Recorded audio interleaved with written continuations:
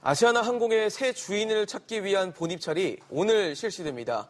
인수전은 현재 애경그룹 측과 현대산업개발 측 두 컨소시엄의 양강구도가 예상됩니다.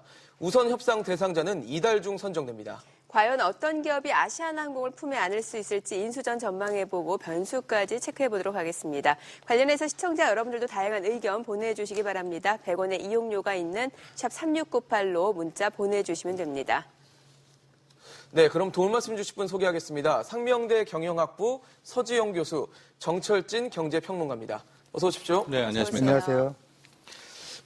일단 지금 상황에서 봤을 때는 컨소시엄 두 곳 중에 한 곳이 유력하다로 볼 수 있겠죠? 그렇습니다. 오늘이 이제 본입찰 마감이거든요. 예. 그렇기 때문에 후보를 좀 좁혀야 될 것 같은데 역시 지금 언론 시장에 나오는 뉴스대로 두 곳이 유력할 것으로 보입니다. 한 곳은 바로 이제 애경그룹과, 그러니까 애경이 주력 사업군이고요. 그렇죠. 여기에 재무적 투자자가 끼는데 스톤브리지 캐피탈이라는 곳. 그다음에 두 번째가 HGC 현대산업개발이 역시 주력 사업자고 여기에서 미래에셋대우라는 이제 재무적 투자자. 이렇게 두 조합, 두 후보군으로 압축된 상태인데요. 네. 하지만 이런 이제 빅딜, 빅 M&A를 보면 막판에 그렇죠. 4, 5시에 또 늘 갑자기. 수가 있습니다. 예. 그렇기 때문에 저는 일단 두 후보, 여기에 플러스 알파 이 정도, 한 곳 정도를 예상을 하고 있습니다. 네. 사실 지난 9월 초 예비 입찰 전까지만 하더라도 이제 대기업 그룹사들이 유력 인수 후보로 거론이 됐었는데 지금까지 봤을 때는 대기업들이 인수에 대해서는 좀 마음을 거둔 것 같다는 생각도 들거든요. 이유를 뭐라고 볼 수 있을까요? 재무 건전성 부실 때문인 것 같습니다. 예. 그러니까 아시아나항공이 부채가 너무 많죠. 자산 11조 원 중에서 부채가 한 9조 6천억 정도 되고요.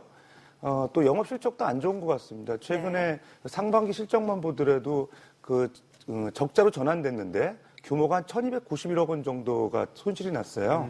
그리고 이제 6개 자회사 통매각하는 것 중에서 에어서울이라든지 그다음에 에어부산, 아시아나 IDT 이렇게 통매각을 하잖아요. 예. 그 중에서 에어부산 같은 경우도 영업 손실이 한 200억 이상, 그다음에 에어서울 같은 경우도 67억 손실이 발생되면서 결국 이제 어렵게 인수를 한다 하더라도 승자의 저주가 되는 거 아니냐 이런 또 우려감도 있기 때문에 상당히 우려감이 있는 상황에서 주저하는 것 같습니다. 특히 이제 GS나 SK 같은 경우도 자금력은 충분한데 그렇죠. 거론은 계속했던 그룹이죠. 인수 가격이 최대 2조까지 되는 상황이니까 좀 부담스러운 상황이고 그다음에 또 아시아나항공이 우발 채무 같은 것도 발생할 가능성이 있어가지고 상당히 이제 재무적으로 또 부담이 되는 건 분명한 상황이기 때문에 네. 대기업들이 주저하지 않나 생각이 됩니다. 예. 사실 지금 교수님께서도 말씀해 주셨던 것처럼 아시아나항공의 몸값이 한 2조 원 정도로 지금 추산이 되고 거기다가 부채가 있다 보니까 흥행에는 좀 걸림돌이 되지 않겠냐라는 지적이 나오는 것 같아요. 근데 매각 작업이 만약에 순탄하게 진행이 안 된다면 네. 몸값이 내려갈 수도 내려가죠. 있는 건가요? 예, 내려가죠. 그래서 아마 일부 대기업에서는 요번에 첫 번째 본입찰이 좀 잘 안 되기를 불발되고. 예, 불발되기를 희망하는 곳도 있을 것 같습니다. 원래 이런 큰 M&A 같은 경우에는 경매랑 비슷한 성격이 있습니다. 한번 실패를 하게 되면 예. 그 가격보다는 더 낮은 가격에서 다시 출발을 하게 되는데요. 네. 근데 조심스럽게 좀 몸값을 현재 상태로 예측을 해보게 되면 일단 구주 가격이 평가 주가가 한 8, 9천억 잡을 수가 있겠고요. 여기에 이제 프리미엄이죠. 경영권 프리미엄까지 합치면은 1조 4천억, 1조 5천억. 그런데 이제 지금 여기 아시아나를 보면 에어 서울이라든가 에어 부산이라든가 네. 또 저비용 항공사들이 있어요. 같이 포함돼 있죠. 당연히 통매각하겠죠. 네, 이거만 그러니까요. 또 살려는 사람이나 팔려는 사람이나. 그럼 이제 이 가격을 얼마를 쳐주느냐 할 텐데 합치면 한 2조 원대로 이제 평가는 되겠지만 예. 아마 이제 이 두 후보가 얼마나 열의를 갖느냐. 더 쓰겠죠. 꼭 갖고 싶은 후보군은 이제 하고 아마 두 후보가 다 서로 눈치 보다가 하게 되면 아예 또 불발이 될 수도 있겠고. 그럼 한 2조 원대 플러스 알파라고 보시면 될 것 그럼 같습니다. 조금 더 길게 보면은 전략적으로 대기업이 참여를 안 하고 가격을 낮춰서 나중을 좀 호시탐탐 엿보는 그런 자리가 될 수도 있겠다는 저도 좀 말씀이시죠? 취재를 했을 때 좀 이따 또 얘기 나누겠지만 SK그룹 같은 경우에는 굉장히 강력하게 희망한다는 얘기를 계속 들었었는데 네. 지금 끝까지 안 나타나고 있잖아요. 그러니까요. 그러니까 아마 또 그런 전략을 세우는 또 곧도 있지 않을까 이렇게 보고 있습니다. 네. 뭐 지금 부채도 높고 이 와중에도 부채가 늘어나고 있는 상황이고 몸값도 적지 않습니다. 그러니까요. 그럼에도 불구하고 사실 아시아나항공 매물로서 가치만 놓고 보면은 뭐 상당히 매력적이다 이런 평가가 많은 것 같아요. 예, 그렇습니다. 그 항공산업 자체가 지입 장벽이 높죠. 네. 정부에 이제 허가가 있어야 되는 산업이고요. 그 다음에 아시아나 같은 경우는 국적 항공기로서 2위에 랭킹이 돼 있기 때문에 상당히 이제 매물로서는 매력이 있지만 대체적으로 이제 몸값이 좀 떨어질 가능성이 있습니다. 그 외부적 여건이 좋지 않은 문제가 있거든요. 네. 그러니까 부채가 많고 이제 최근에 이제 실적도 안 좋긴 하지만 더 좀 우려되는 여건이 이제 외부적 여건인데요. 우선 이제 그 LCC 그 저가 항공사들이 주로 일본 노선들을 많이 갖고 있었는데 네, 그렇죠. 최근에 그 일본 그 여행 불매 때문에 네, 수출 한 규제랑 30% 같이. 정도가 이제 매출이 감소했다고 그래요. 그러니까 그런 문제도 있고요. 그다음에 또 이제 중국의 정부 정책으로서 이제 그 자국 노선에 그 외국사들이 신규 취항하거나 증편하는 거를 좀 규제한다고 합니다. 금년 8월에 발표가 됐는데 예. 주요 이유는 이제 현지 어떤 운송량을 조절하는 목적이라고는 하는데 어째 이런 것들이 중국 노선이 많이 이제 확보되어 있는 상황에서 이제 그런 것들이 이제 어떻게 보면 좀 불확실성이 있거든요. 그런 문제도 있고 그다음에 최근에 이제 환율이 올라가고 있는 문제가 있어요. 환율이 올라가게 되면은 이제 여행 수요가 줄 가능성이 있죠. 그렇죠. 원화 가치가 구매력이 떨어지니까요. 네. 그다음에 최근에 이제 유가는 좀 안정적이긴 하지만 또 경기가 조금씩 살아나면서 유가가 움직인다 그러면은 그 유혈 석유 문제도. 가격이 올라가면서 항공사에 좀 부정적 영향을 주기 때문에 그런 요인들이 이제 대외적 여건으로 사실 좀 부정적으로 보는 요인이 있어서 네. 가격이 떨어질 개연성도 있고요. 그다음에 또 그 본입찰에서 흥행이 안 될 경우에 네. 지금 한 뭐 KCGI까지 해서 3파전이 될 가능성도 있는데 네. 만약에 이제 뭐 결국 그 애경 컨소시엄하고 현대캐피탈 컨소시엄 2파전으로 가게 되면 좀 흥행이 떨어져서 적은 가격을 인수 가격에 써낼 경우에는 오히려 예상보다는 조금 가격이 낮아져서 흥행이 좀 떨어질 가능성이 있습니다. 사실 뭐 KCGI 얘기도 있고 여러 가지 얘기는 있지만 현재 상황에서는 어쨌든 2파전 네. 예, 양상이 예상이 되기 때문에 그렇다면 2파전에서는 과연 누가 조금 더 유리한 상황인가도 좀 궁금하거든요. 네. 그러니까 자금력과 뭐 사업력으로 나눠볼 수가 있을 것 같은데요. 예. 자금력 쪽으로 보면은 역시 SDC의 현대산업개발 쪽이 조금 더 유리하지 않을까. 네. 자체적으로 현금 유보금이 굉장히 많습니다. 거의 한 1조 2천억 정도를 이제 쌓아놓고 있고 네. 여기에 또 미래에셋대우가 함께 붙어 있기 때문에 네.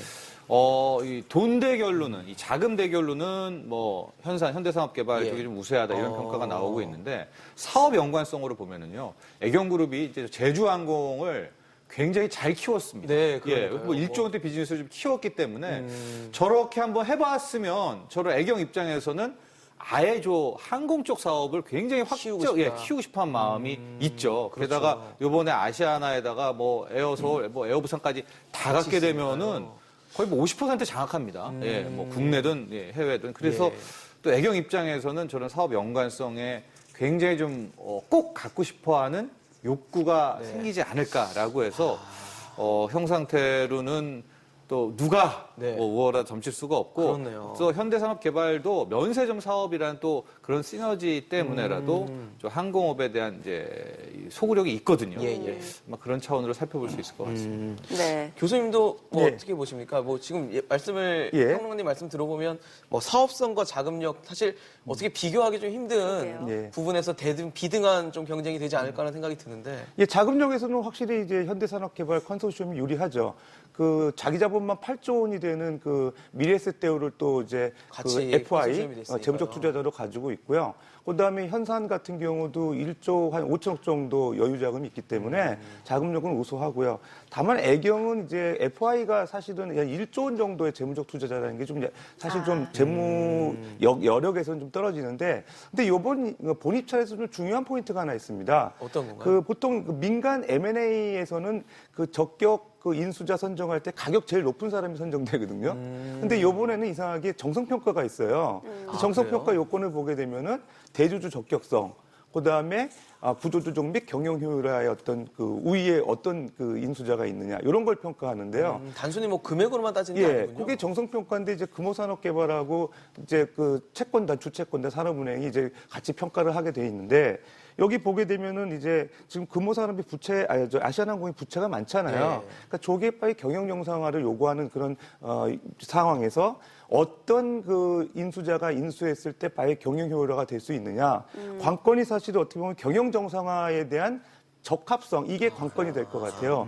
그런 측면에서 보면은 현대가 좀 약점이 있습니다. 왜냐하면 2000년대 이후에 예. 이종업종 간의 M&A가 성수했던 경우가 많지 않아요. 대부분 동종업계 M&A가 이루어졌거든요. 업종이 다르죠, 예, 지금. 그 2005년도 보게 되면은 우리가 이제 그 독일의 루프트한자가 그 스위스 항공을 인수하면서 영업 실적이 상당히 개선된 효과가 있고요. 네. 그다음에 2008년에도 델타 항공이 노스웨스턴 에어라인을 인수하면서 그 최대 그 항공사로 이제 등장을 하게 발돋움했죠. 되고, 예. 그다음에 최근에 2010년에도 중국 동방항공이 상해항공 인수하면서 영업 실적이 적자였던 게 흑자로 전환되면서 신호주 효과가 나타났거든요. 네. 이런 것들이 이제 정성평가에서 반영된다고 했을 때 애경이 조금 유리한 점도 있지 않을까 생각이 됩니다. 그럼 애경그룹 자체 뭐 이미 제주항공을 잘 이끌어내고 있다는 말씀을 주셨는데 애경그룹은 인수 목적을 구체적으로 뭐라고 역시 항공산업 생각하세요? 확대겠죠. 네, 항공 항공산업 비즈니스 확대. 확대고 예. 뭐 저비용도 또 이제 메이저에서도 함께 뛰려는 이제 그런 목적을 찾아볼 수 있을 네. 것 같습니다. 네. 예.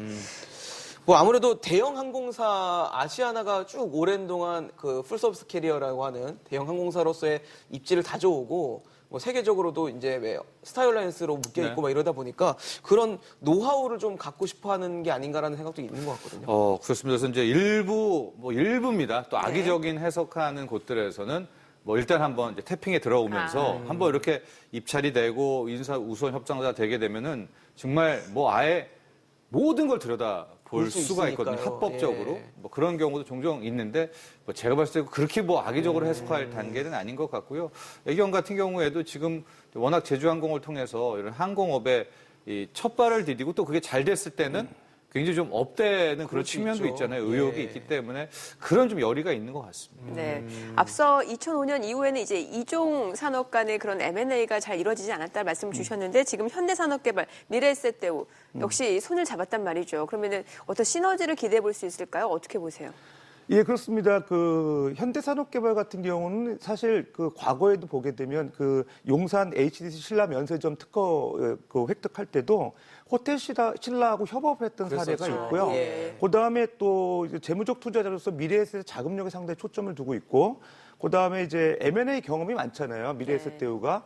과거에 그 대우증권 인수할 때도 한 2조 원 정도 되는 빅딜이었는데 그거를 이제 미래에셋 대우가 주관했던 경험을 높이 산 것 같습니다. 그러다 보니까 이제 재무적 투자자로서의 어떤 든든한 자금 지원에서 그 미래에셋 대우를 지정한 게 아닌가 생각하고, 뭐 개인적으로는 이제 현대산업개발 그 이제 CEO하고 그다음에 박현주 회장이 서로 이제 동문 출신이라는 얘기도 있고 해서 아마 인연이 됐던 것 같고요. 네. 어쨌든 현산하고 미래에셋 대우가 상당히 그 유기적인 관계에서 그 재무적 관점에 상당히 유리한 고지를 점하고 있는 건 주지의 사실인 것 같습니다. 네. 사실 뭐 지금 저희가 변수는 좀 배제를 하고 지금 계속 얘기를 나누고 있습니다. 2파전으로 보고 나누고 있는데 변수 중에 좀 가장 큰 변수가 아마 KCGI가 네. 될 수 있을 것 같아요. 네. 어떻게 보십니까, 이제 KCGI? 한진칼의 2대 주주죠. 뭐 예. 흔히 우리 시청자분들은 강성구 펀드로 많이 알려져 있고요. 예. 계속해서 이제 뭐 항공 뭐 이런 쪽에 대한항공, 한진에서도 굉장히 이제 M&A 뭐 혹은 뭐 흔들기 예, 하고요. 흔들기 뭐 일각에서는 알바게 하는데 예. 저는 이제 과연 뛰어드느냐 안 뛰어드느냐 차원도 굉장히 중요하고요. 네네.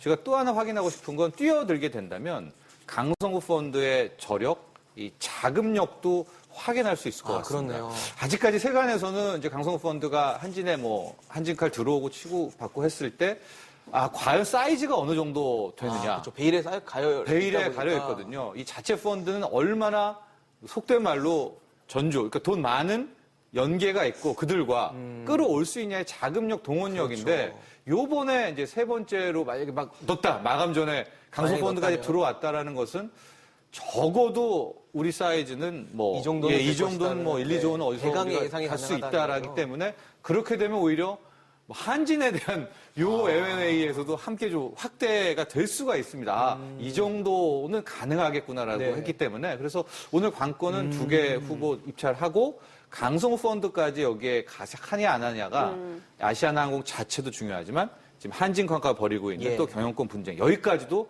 큰 틀에서는 해석을 함께 해볼 수 있을 것 같습니다. 그리고 뭐 SK그룹 얘기도 예. 앞서 나왔습니다만 뭐 지금까지 아직까지는 이제 본입찰 참여에 뛰어들지 않은 상황인데 아시아나항공 인수를 접고 오히려 화물 전문 항공사를 인수하려 한다 이런 얘기도 있는 것 같거든요. 예, 뭐 당초 예상하고 조금 다른 예. 그 뉴스들이 나오고 있는데, 그렇습니다. 근데 SK그룹의 그 어떤 사업 전략을 보면은요, 최근에 이제 사업 전략의 핵심, 그러니까 미래 신성장 동력으로서 물류 사업에 주력하고 있습니다. 그러다 보니까 특히 그런 쪽에 관심이 있는 게 아닌가 생각이 되는데, 특히 여객 항공사보다는 이제 화물 전문 항공사를 인수하는 게 그룹 어떤 전략 방향에 맞는 거 아니냐 이런 얘기를 아마 유추한 내용인 것 같습니다. 실제로 SK 하이닉스 반도체가 그 주력 산업인데 중국에 그 반도체 수출 한 70% 차지하고 있거든요. 그러면 그거를 항공 운송을 통해 가지고 수출하는 게 좀 더 효과적이지 아니냐는 생각이 있고요. 그다음에 SK텔레콤의 기존 갖고 있는 통신 인프라하고도 연계 활용할 가능성이 그렇네요. 있다고 보면 에어인천 같은 게 이제 국내에서 유력하게 인수할 만한 그런 화물 전문 항공사라고 보여지고요. 아니면 중국 항공사도 좀 고려할 가능성도 있습니다. 다만 이제 SK가 그 지향하는 게 이제 그 한국형 페덱스라고 해가지고 이제 물류 사업 쪽으로 이제 전환한다 그러면 SK는 본입찰 들어오지 않을 가능성도 있을 것 같습니다. 네. 사실 이제 오늘이 이제 아시아나항공의 본입찰 날이기 때문에 인수전이 앞으로 또 어떻게 일정이 전개가 되는지도 좀 알아봐야 될 것 같습니다. 그렇습니다. 오늘이 굉장히 중요하죠. 후보군이 어느 정도 되느냐를 파악을 해보면 이제 아시아나항공 측에서도 뭐 매각 가격 협상이 뭐 수월하냐 아니면은 뭐 그렇죠. 부족하냐가 판단이 될 것 같고요. 뭐 아주 서로가 원하는 가격에 매칭이 됐다라고 하면 그 다음에 우선 인수협상 대상자를 이제 선정하게 될 겁니다. 그러면 이제 들어가서 정말 강력한 실사를 하게 될 텐데 예. 우선 인수협상 대상자가 바로 나온다면 네. 저는 조심스럽게 뭐 주식 매매 체결까지 연내에도 연내도. 예, 연내까지도 가능할 수 있을 것 같거든요. 지금 표에 나가고 있는 거는 지금 좀 빨리 진행이 잘 되는 됐을 경우에 경우를 베스트입니다. 거죠? 예, 베스트이기 때문에 우선 협상 대상자 선정이 11월에 빠르게 된다면 나오냐 안 되냐가 관건일 중요한 것 거네요. 같아요. 예, 저것만 되면 아마 그 후보가 거의 될 확률이 매우 높을 것 같습니다. 연내는. 네. 네. 알겠습니다. 오늘 예상되는 이 아시아나항공 본입찰과 관련해서 정철진 경제평론가 또 서지영 교수와 얘기 나눠봤습니다. 말씀 고맙습니다. 잘 들었습니다. 감사합니다.